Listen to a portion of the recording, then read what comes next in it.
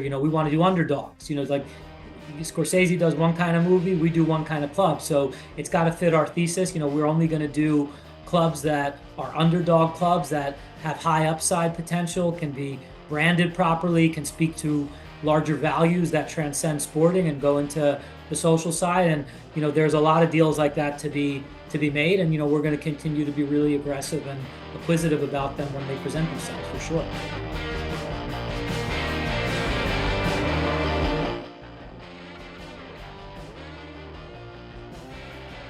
Hello and welcome to a new edition of the Coca Podcast. I'm your host, Edwin Delgado, and I'm delighted to say that we are back doing our podcast interviews.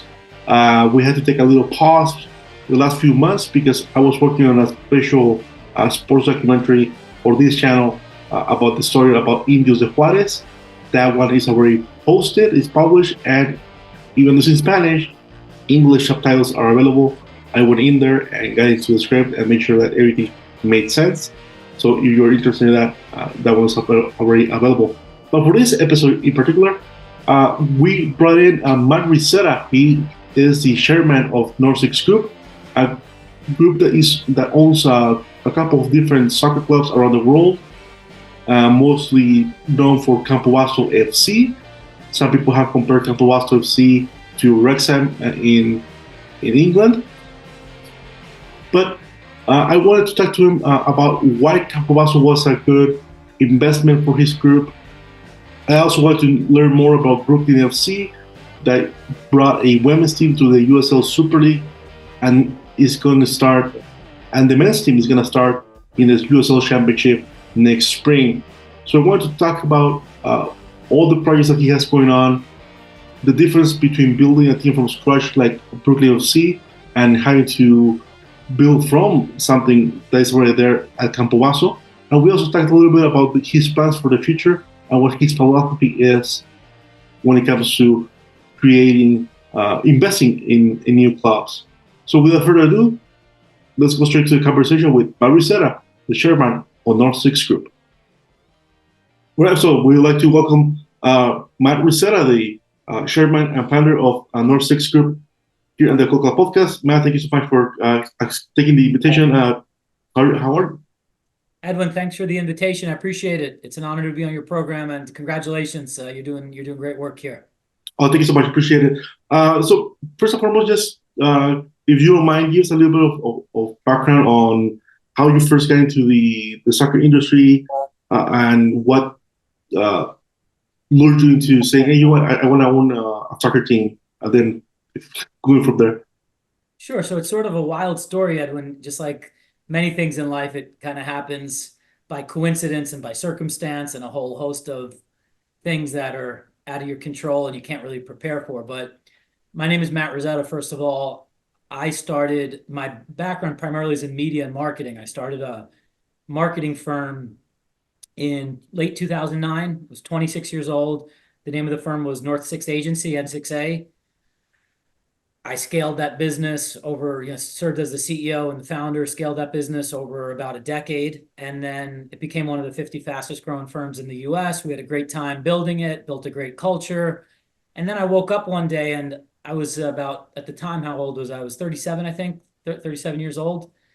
And I just wanted to start investing in businesses that I felt I was a little bit more passionate about. I was always very entrepreneurial, so I always had a really curious mind and wanted to challenge myself to learn about new things. I had really made a commitment at that stage in my life that this next chapter of my work life was really going to be dealing with businesses that I felt I could really get behind and be passionate about and feel an incredible sense of meaning and purpose. And I grew up the grandson of Italian immigrants. My grandfather was a big Italian football fan, soccer fan, calcio. And one of my lifelong dreams was to invest and own an Italian soccer club. So that was our first investment or foray into sports. I took out a minority position in this club called Campobasso, which was not too far from the region of Italy where my grandparents had immigrated from when they came here to the United States, to New York. And we started out with a minority position, and then we just fell in love with the project. Minority ownership became majority and a control stake, and one club then wound up becoming several clubs. And now, 4 or 5 years into this phase of my career, now we have a holding company that's owned by North Six Group, called Club Underdog. It's our sports subsidiary. We have 4 professional soccer franchises in that subsidiary. We have Campobasso in Italy, Dagenham and Redbridge, Daggers in London, East London. We have Brooklyn Football Club men's club, and Brooklyn Football Club women's franchise. And then we own Diaza, a big piece of Diaza, which is a fast-growing apparel company. But that's how this all came together. I didn't plan for it to be this way, but I'm really blessed to wake up every day, love what I'm doing, meet amazing people, and spend almost all of my time running professional soccer clubs. There's a lot worse things I could be doing with my work life. Yeah, for sure. You mentioned that the Campobasso part of it was going back to your roots, the region that your family immigrated from. So what were some of the other things that made you feel that this is the right club for me to invest into? Well, I was always someone, Edwin, who felt like I I couldn't be successful with a business venture unless I was passionate about it. And at the time, there was a lot of private equity money, US private equity money investing in European clubs. And it was really starting to move into Italy. Originally, it was in England and maybe a little bit in Spain, and then it sort of went over to Italy. But most of the private equity money was going to the rich, richer, wealthier, more affluent northern regions of Italy. So Venice and Florence and Milano and Bologna. And for me, I felt like as much as I loved northern Italy, I mean, those are some of the most beautiful cities in the world. It just didn't speak to me in a way where I felt like I was passionate about it. My roots were very much in southern Italy. I grew up the grandson of immigrants, working class immigrants from southern Italy. So I felt like I wanted to go against the grain a little bit. I wanted to invest in a club that really represented the underdog story in a way that maybe some clubs in the more affluent parts of Italy didn't.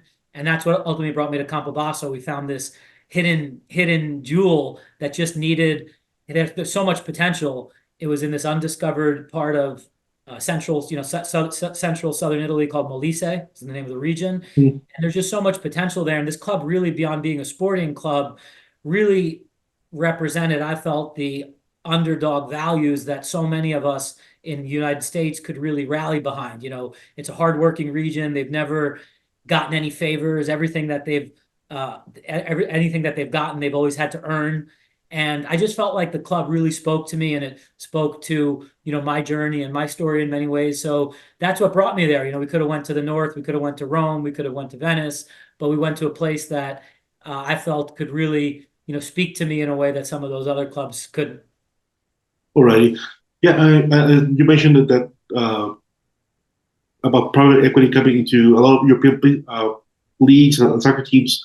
But I want to get a sense of what's your ownership style or approach, because you have the wealthy clubs, people that just throw money to continue to get better, get the best players. You have the development clubs, and you have some clubs that are just trying to invest $1 and get $1.25 back. I mean, so what's your approach? Is somewhere in between that? Well, I think first off, when you look at operating these clubs, Edwin, I think you have to have a very long-term generational view. That doesn't mean that there won't be an exit before then, in terms of and it's not just true of soccer or football investments, but I always feel like any business as an operator, you really have to have a long-term view. You have to go in there and saying, I'm taking over the business today. What is this business going to look like 3 years, 5 years, 10 years from now? And if you do a good job executing on that vision, you're going to have opportunities to exit along the way. And I think the football teams are no different. I think you really have to, we took over Campobasso. They were in the 5th tier, 5, it goes even lower than that, but that's about as low as, anybody wanted to. Nobody from the United States, I don't think even ever went that low in the Italian football pyramid. So we had to view this long term. We weren't going to be able to get in there and turn it into a Serie A club in 2 or 3 or 4 years. You really have to have a long-term view. I mean, when we went into Campobasso, we joke about it now, but it was in the 5th tier. It was an amateur club we were playing against. It had just essentially went bankrupt. There was a 25,000 seat stadium that was basically left abandoned. There were mushrooms growing on the pitch. We had no players. We had no coaches. We had nothing. So if we didn't view that as if the vision for that wasn't long term, there's just no way it would have succeeded. We've obviously been very fortunate over the past 2 years. We've won 2 consecutive championships, 2 promotions. We're now in Serie C. We have a really ambitious vision over the next 1 to 2 years to take the club into the second tier, and then ultimately we'll start to think about bigger and better things from there. But if you don't have a long-term vision, you're never gonna. It's hard to flip soccer clubs. It's hard to go in here and to say, look, I'm gonna buy this soccer club today, for X, and then tomorrow I'm gonna flip it for X times, 2 or X times 3 or whatever. You really have to have a long-term view, and if you do the right thing, you build the right club, you execute on your vision, you're going to have opportunities that present itself along the way. Right. So yeah, and you mentioned that you were able to move the club up 2 divisions down to the third division Serie C. So I think an example for, let's say, most of the Italian soccer fans, they might be familiar with a team like Como, so that moved from the third division to the first division fairly quickly. So is that the vision, or are you just something similar, or just trying to just gradually continue to improve and see where that takes you? Well, I think the most important thing for the Campobasso project is that it's more than just a sporting project, Edwin. It really is a social and purpose-driven project. We're representing an entire region of Italy called Molise. That's the region where Campobasso is located. That's an undiscovered region of Italy. It's between Rome and Naples. It never really gets the credit it deserves. It's a hidden gem. I mean, it really is a beautiful region. It's very virgin. It's very authentic. It's beautiful hills and the Adriatic coastline and just amazing food and wine. And the people there are so genuine and so authentic. So I always felt like we're really stewards and custodians and ambassadors for that part of Italy. So I always felt like, first and foremost, this was a project and a venture to bring life and identity and hope to a region of Italy that often, that oftentimes was overlooked. And the vehicle we were using to bring that vision to life was a soccer club. So that's always how I look at it. Obviously we need to win on the pitch, and then everything else becomes so much easier. Marketing and sponsorship and visibility and all of that stuff becomes so much easier when you win. So we have to win on the pitch in order to effectuate all of those other spokes that turn around the region. But that's how we look at it first. If I wake up and get out of bed every day and I say, look, I'm doing the right thing for this region. When you're the president of a club, you're much more than just the president of a soccer club. You're sort of a politician and a ambassador, and you're all of these things rolled into one. So I always viewed that as our main responsibility, and then the sporting part of it was almost circumstantial in a way. Right. And looking big picture, I mean, what's it mean for you to be able to essentially go back to a place where your family came through and then now invest money in that region and hopefully help to improve that region?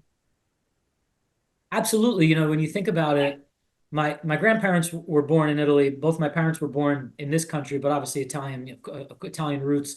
So for me, this is a very much a project, but that is a familial project. But Campobasso, the reason that we fell in love with the Campobasso project was because Campobasso can represent anybody. I don't know what your background is or but the Campobasso story is a wholesome story that transcends the Italian culture and Italian immigrants. Anybody who came to the United States, and that's what our country was built on. It was built on hard work and people who came here and dreamt big, had big dreams and big hopes, and this was built on a meritocracy. If you put in the hard work, you're going to get the outcome out of it.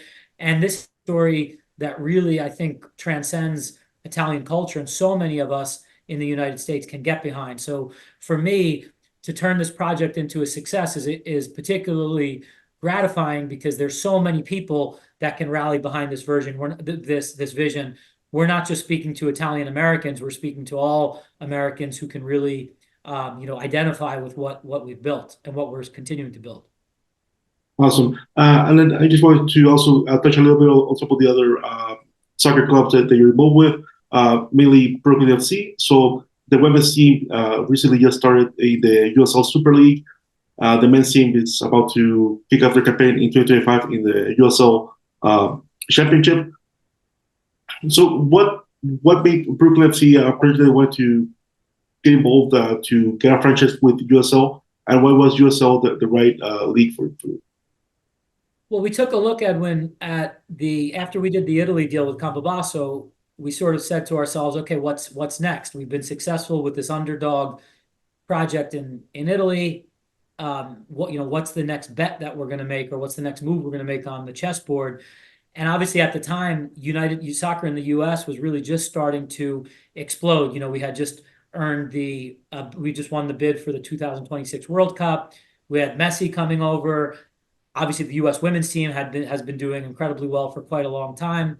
And we're all New Yorkers in our group. Most of us are New Yorkers. Some of my partners also are in California. But, I'm a New York guy. All three of my daughters were born in Brooklyn. So we said we want to do a soccer project in the U.S., but not just in any city. We want to do it in a city that we believe can really be transformational for professional soccer in the United States. And what better market than Brooklyn? Brooklyn internationally is probably one of the most, if not the most recognizable place in the world, even sometimes more than New York. People, when you say Brooklyn, it means something. When I go to Italy or Spain or England, how many times do you see somebody wearing, a hoodie or a t-shirt or a hat just with with the word Brooklyn on it? So people really love Brooklyn. They identify with Brooklyn. Brooklyn is sort of the quintessential underdog in many ways. And then if you look at the demographic composition of Brooklyn, it's a window of the world. You have all types of people from all types of different backgrounds and ethnicities and ways of life and walks of life. And I just felt like Brooklyn, and we felt as a group like Brooklyn could really just be an incredibly special project for soccer in the United States, which was already beginning to explode. So we had this big vision to bring pro soccer to Brooklyn, and then obviously the hard work began. We had to go to decide, like you said, which league are we competing in, negotiate franchise fees and franchise rights. We had to find a place to play. We had to deal with and work in collaboration with the city of New York to make sure we got territory rights approved and got the right local support. So that's when all the kind of hard work began. And then after about 2 or 3 years of doing that, we finally got the project off the ground. Our women's team is now playing. We're actually in first place at the time of this recording and in the USL Super League. So we're pumped and super proud of what our women's team's doing. And the men's team is going to begin playing soon as well. So we're getting to work very quickly on that. All right. So can you just quickly give me a sense of when it comes to the event side that starts next year? How close are you guys to when it comes to the roster building and getting things going for next season? And what makes you most excited for that part of the project? Well, we're just getting that underway. A sporting director that's working really hard behind the scenes to map out our scouting strategy and player recruitment strategy. Players want to play in Brooklyn. I mean, we're recruiting based on Brooklyn. Brooklyn is a really attractive destination for players. It's a showcase for them to really launch their careers. Our recruiting strategy is very international. We want the club to look and feel like the melting pot that Brooklyn is. So if you look at the demographic composition of Brooklyn and the New York metro area, I mean, there's hundreds and hundreds of thousands of first generation Brooklynites, and New Yorkers from, you name it, from the Dominican Republic, from Ecuador, Colombia, Jamaica, Ukraine, Poland, the list goes on. So and then obviously there's such a rich talent pool locally of strong, American talent that's right here in New York and Brooklyn and, the tri-state area. So that's what our recruiting strategy is going to be, very much concentrated on that. We want you to look at our 11 players on the pitch at any given, feel like you're watching a game that could be, a window to the world, with players that are representative of all backgrounds and all styles of play. And we feel like Brooklyn is the perfect vehicle to represent that. Awesome. And something that I want to talk with you, because when you first go to Campobasso, obviously you have probably some infrastructure there with players, with maybe some coaches, and then with something like Brooklyn FC, you have to start from scratch. So can you just talk about the challenge of how do you approach one that you have to build what you already have there, and something when you have to build from scratch? No, that's a great point, Edwin. And you're spot on. In Italy, we have 105 years, 106 years of history and legacy and a built-in fan base and a stadium. And that project just needed better management. It needed some TLC, but there was the foundation had already been built. Brooklyn, we're doing everything from scratch. It's basically a startup. So, and you're dealing on top of it, it's complicated because you're dealing with one of the most complex cities in the United States and in the world to operate. When you look at infrastructure and facilities and you look at the cost of doing business in Brooklyn and in New York, it's significantly higher than anywhere else. So it's two very different projects. The advantage we have here is you're doing it from scratch. So there's no history, which you can use as an advantage. You can kind of experiment on the go. There's no set rules where you're kind of making the rules up as you go along. So as you're writing the book, as you're going along, which is an advantage on one hand. You can't really get anything wrong. There's nothing you can do that can necessarily be disrespectful or in conflict with the tradition or history of the club, because, by the way, there is no tradition or history of the club.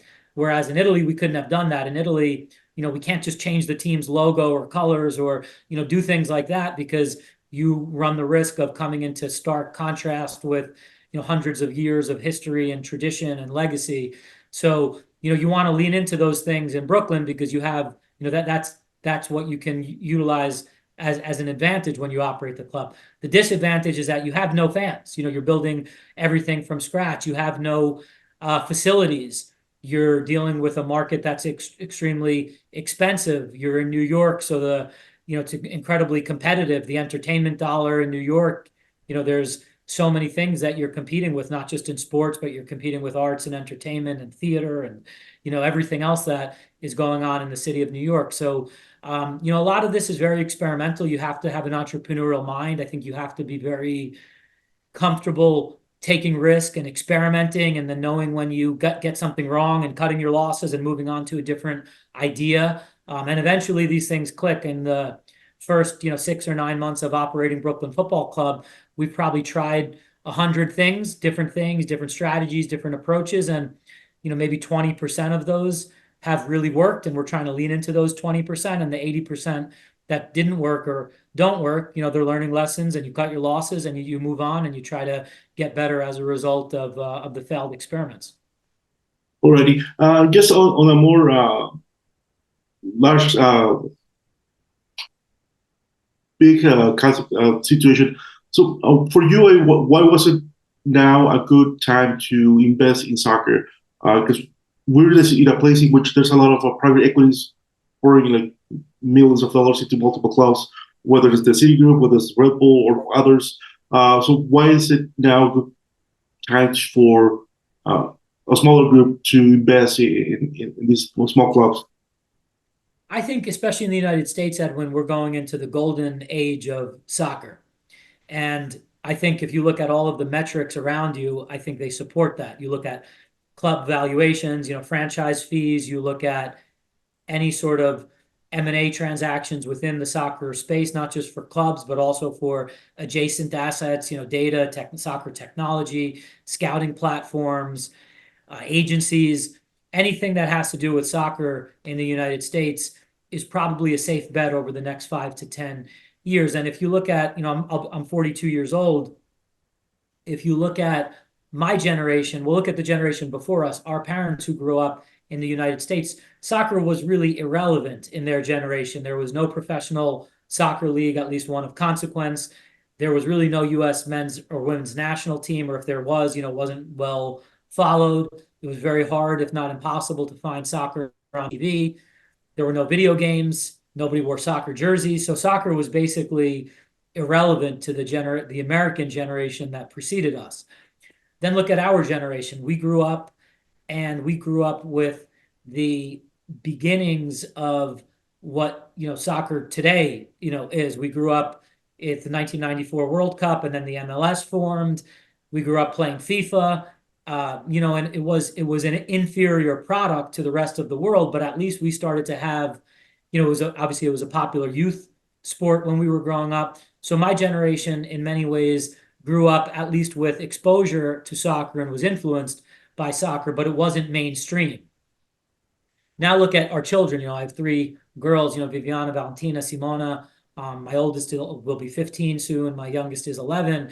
They grew up, soccer is ubiquitous now. They grew up surrounded by soccer. They grew up with soccer leagues, wearing soccer jerseys, playing soccer in their video games with, I mean, and if you look at that, they're the future. So that's where follow the future.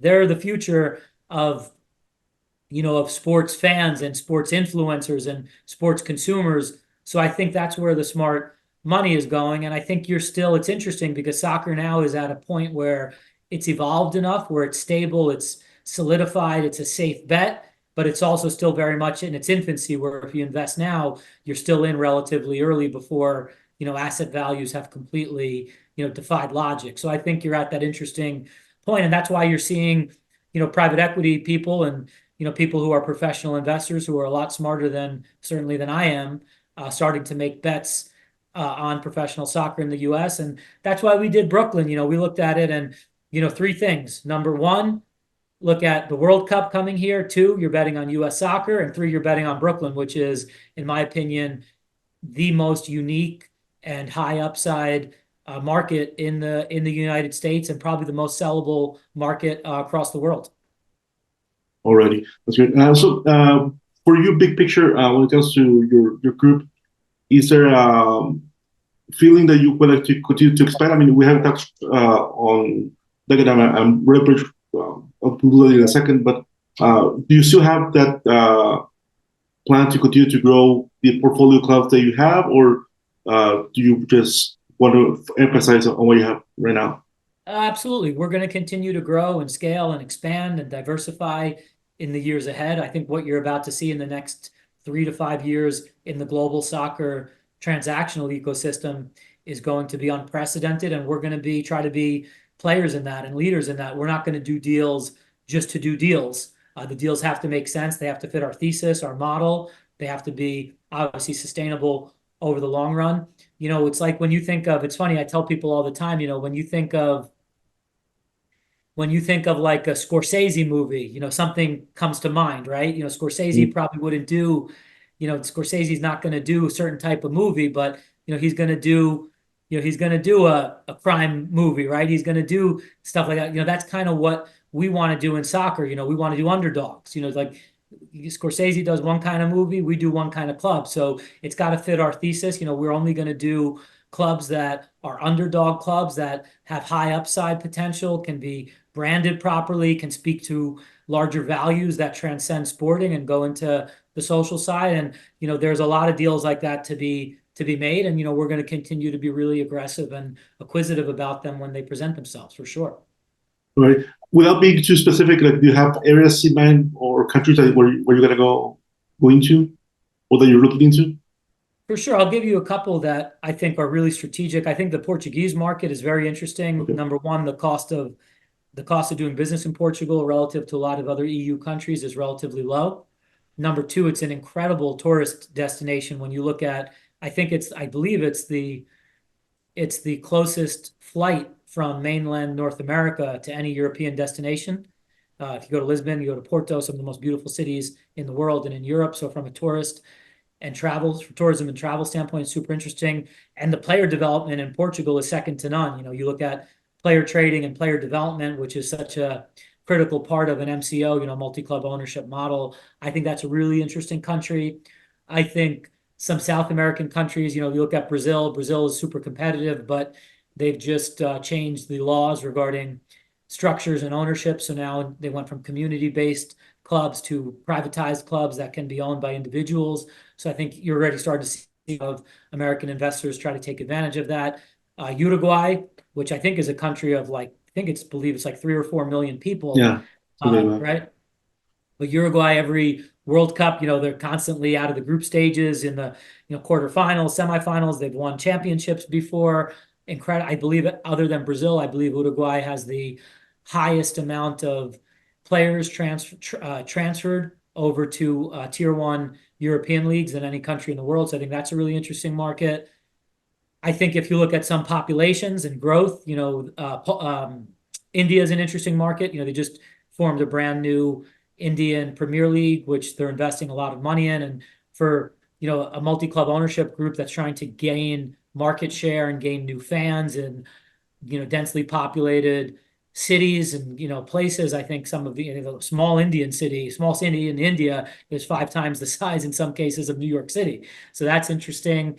And I like Poland too. I think Poland, you look at Poland, great player development there. I believe Poland is the fastest growing economy in the European Union right now. There's great infrastructure, beautiful stadiums in Poland. Polish players generally tend to assimilate very well into other European leagues.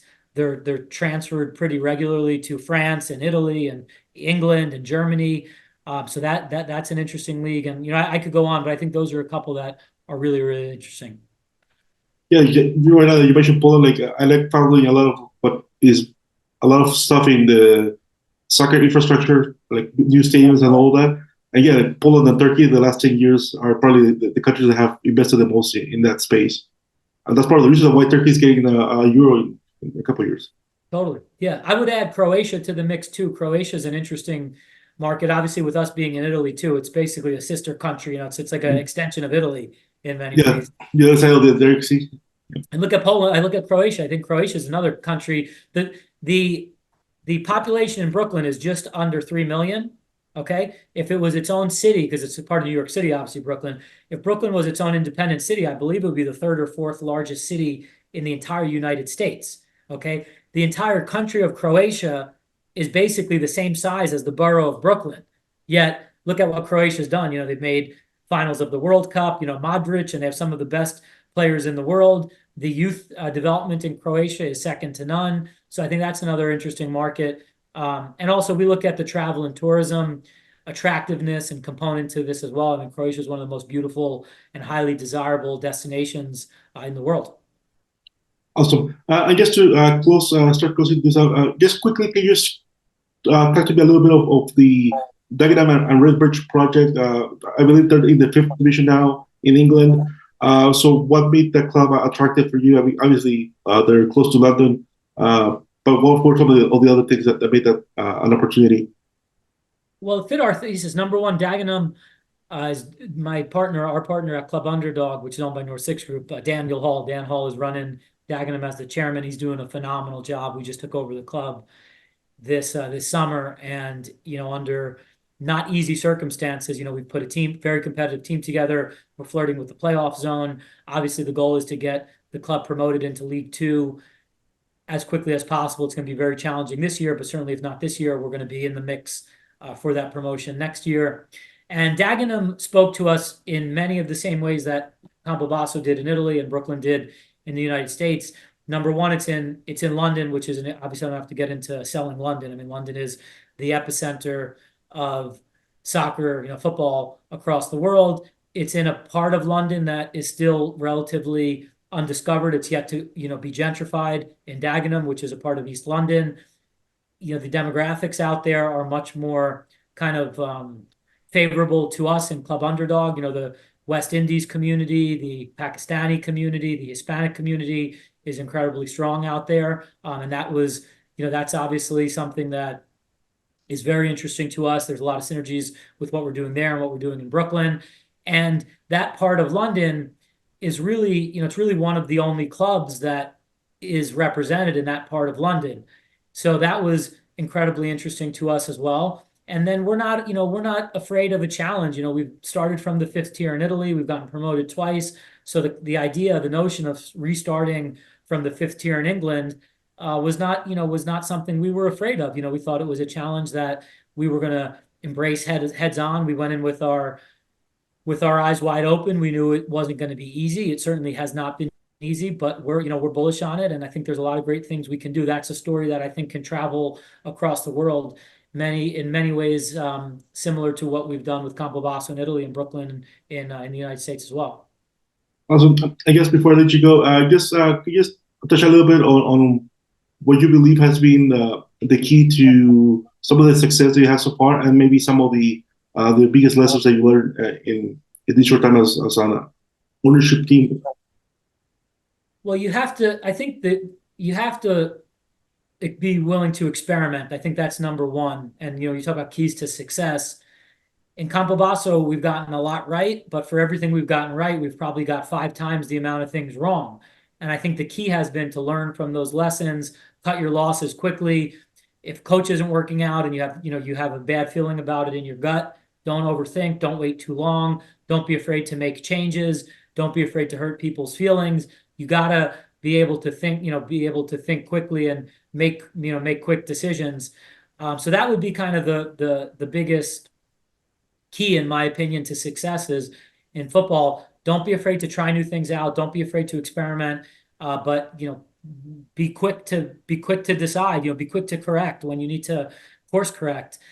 In terms of the biggest takeaway or the biggest lesson learned, don't be afraid to say no. For every time we say yes, there's 90 no's that come with that, and you want to be everybody's hero. You want to be a nice guy. It's hard. Nobody wants to be the guy who says no or the woman who says no. But in football, the most valuable decisions you make usually start with a no before they start with a yes. So, hey Matt, can I have this job as your sporting director? Hey Matt, can I get this ticket to the game? Hey Matt, can my son's best friend's second cousin get a tryout with the team?